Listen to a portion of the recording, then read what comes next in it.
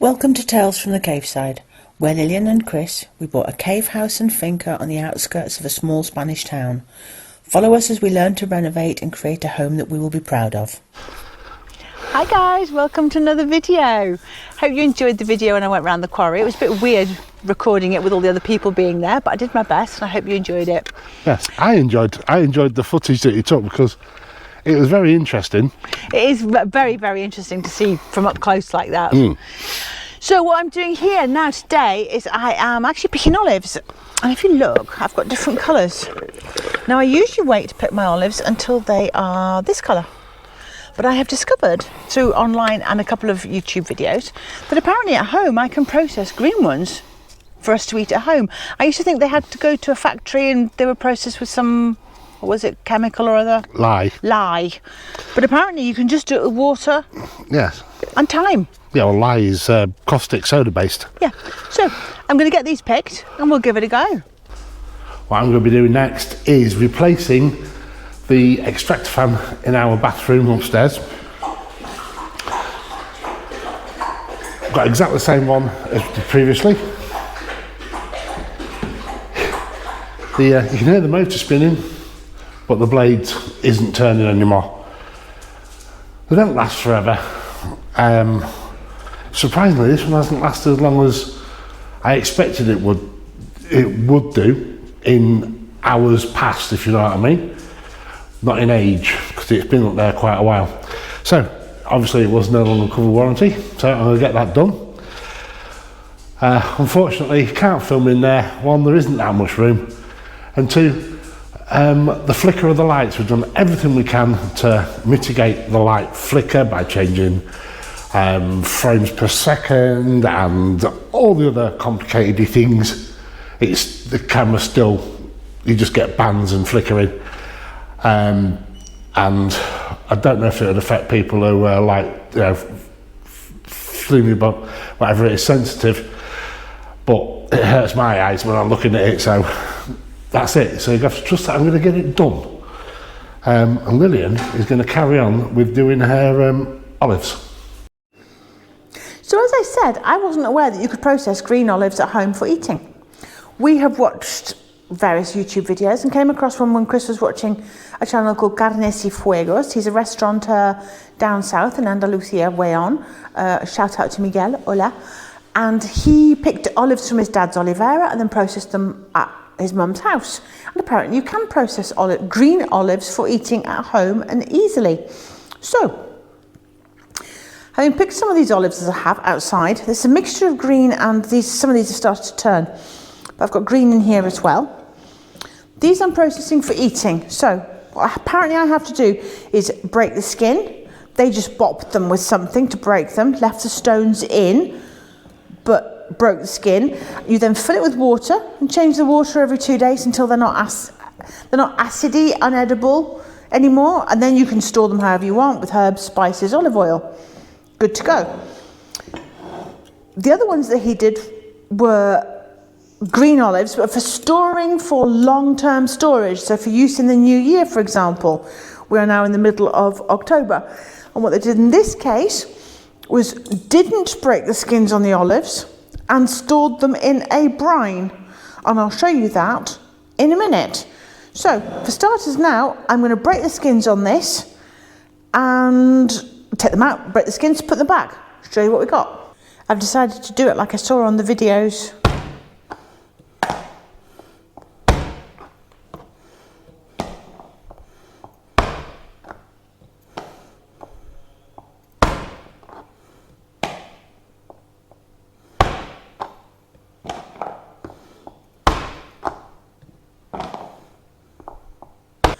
These are suitably smashed. Can you see I've opened them up? And now, as per instructions, this is just tap water and I'm going to fill it up.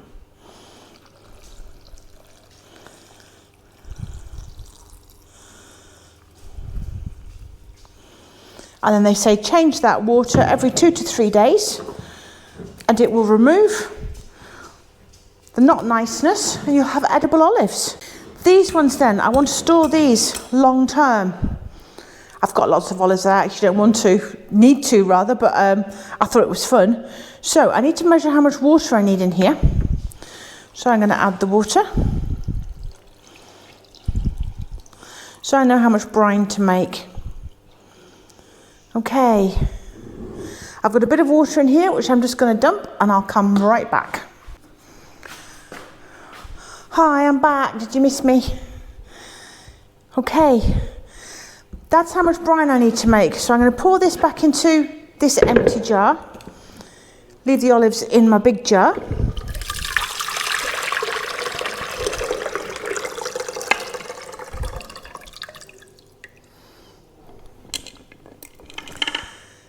By measuring like that, I know that's how much brine I want to make.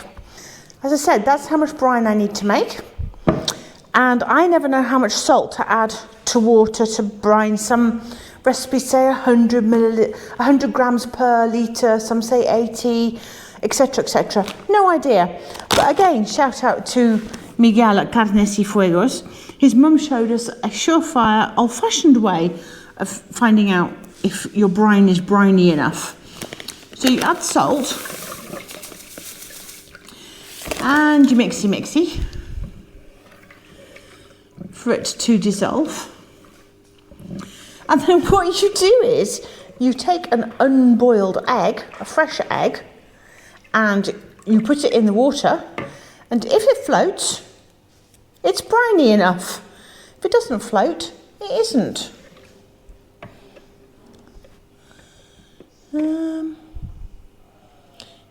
Straight off, she's floating. Can you see her at the top here? Made it extra deep at that point there, and the egg is floating. So there you have it. That is an old-fashioned way of checking if something is briny enough or not, salty enough. Okay, I'll continue to stir this, make sure it's all dissolved in, and then shall transfer it into here for long-term storage. And the recommendation on this was to just keep an eye on it, and make sure you haven't got any mold growing on it. Maybe it might need changing once a month, something like that. Just keep an eye on it. You know what you're looking out for as to if things start to go mouldy or not in your own home. So we will see how that works, this long-term storage on these. And this one, I'll probably end up checking the water on it daily because it's kind of interesting to see if I can actually process green olives as well as the red ones, and then brine them later. Right, just missed the chimes from the church. It's 8 o'clock. Outside lights still on. It is daylight day. It's not proper daylight yet, but it's not far off. Nice and misty Sunday morning.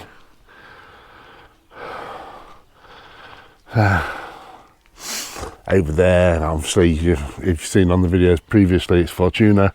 That's the way that is. We call it Fortuna Mountains. There's the quarry. Anyway, I just thought I'd come out and show you how dark it is at 8 o'clock in the morning here. And it's definitely autumn coming. I have conversations with my daughter and she says, "Oh, Dad, is it still light there?" No, we had this in the summertime too, when in the UK it was still about 10:30 daylight and we was at about 9, I think. And the sun was starting to go down. On an evening now here, we're looking at about 7:30. The sun goes down. Yeah. Anyway, just a little bit of a thing. It's finally come to a head, hasn't it? It has. Here the walls are filthy. Yes, they are. You can see the line at which the filth is. Yes. That little grey dog there Yes. walks up and down this corridor, rubbing herself against the wall. Not quite so much that side, she prefers this side. Yes, she does. But she does do both. Yes. Now, we've had this conversation with Sharon from Andy and Sharon Think Alive. Yes. And Tilly, their dog, does exactly the same. It's obviously a breed-specific thing because they do share a common ancestry on on at least one side for Freya, Yes. the other side not, but yeah, obviously they're not related. So, Lillian's going to clean all that grease, dog grease. Yes, this was just plain water. Yeah, I'm just using it to rinse this. and using a degreaser. A degreaser, yes. Loki's health is much better than it was. Yes, he's a naughty boy again. Yes, he is. So he's better. Yes, he's back to being Loki a Loco. So Lillian's doing this, and I'm doing a job outside. We want the wood that we've had delivered, which I'll show you at some point. There isn't a lot this year. We want some of it down near the caves, but we don't want it in the caves because it looks a bit, the wood that we've got this year looks a bit woodwormy full of bugs and beetles, and obviously we don't want them living in the caves. So I'm going to make a little temporary wood store outside with a tarpaulin-y plasticky cover. So I'll show you that because we need to keep it dry, and I'll show you what my idea is. Okay? Have fun. Yes, I'm going to make noise. Of course I'll have fun.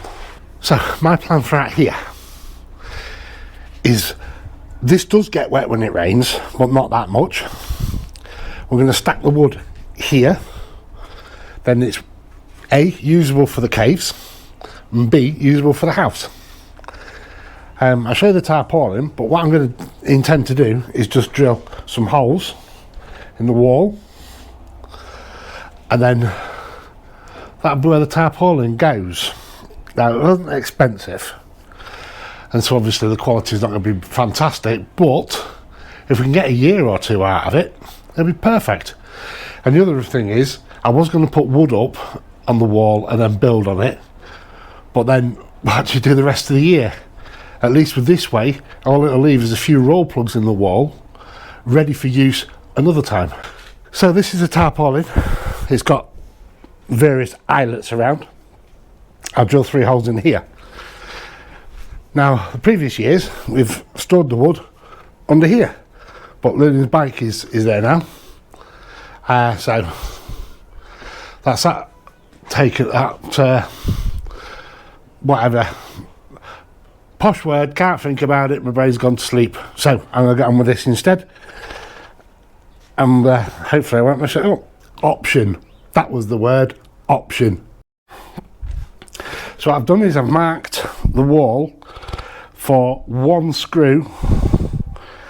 And then what I'll do is I can put this up and then get the measurement for the other 2 based upon this one and make sure it's level, because my eye will see one level and the reality is it'd be a completely different one. So if I get this one done,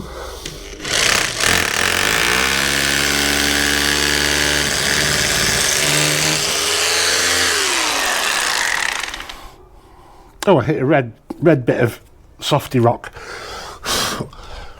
This is a rock built, it's not bricks obviously.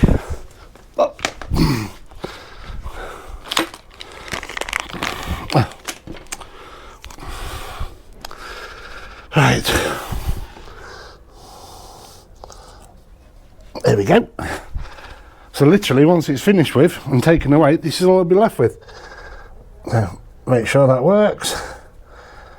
Yep, okay.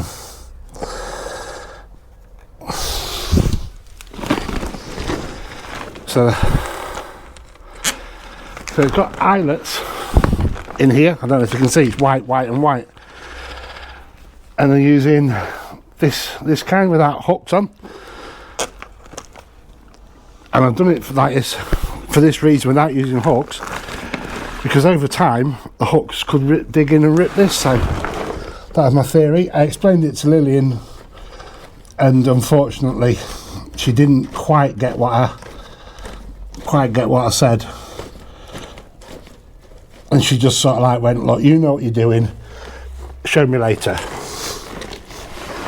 It's easier that way. So now what I need to do is mark over here, and then over this side, And then that's the temporary wood store done.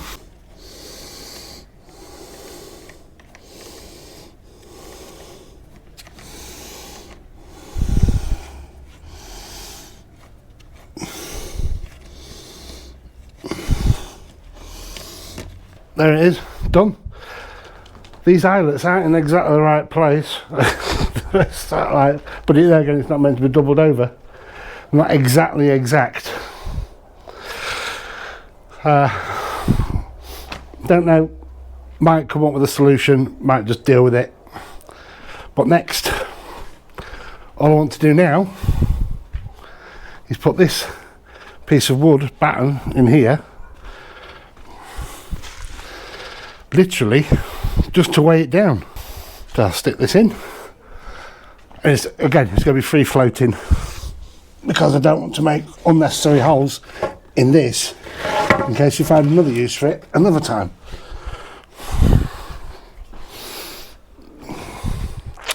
It's a shame there isn't an eyelet around here. We could have put cable ties. But basically that's it. Temporary. Get the wood. Put it here out of the way at the minute so nobody trips over it. And that's it. Here. Might actually put a couple of pegs on that. Actually, yes.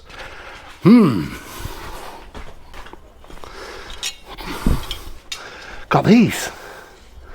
They're very, very strong springs.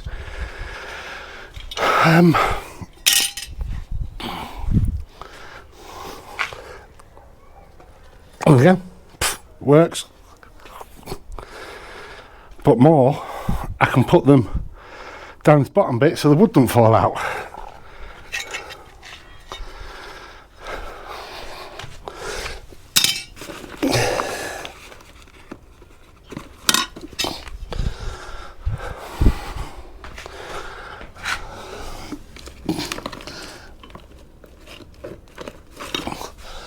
That's that. And as I say, temporary. Thanks for watching Tales from the Caveside. If you like what we do, please consider subscribing if you haven't already. Drop us a like and leave us a comment. See you on the next one.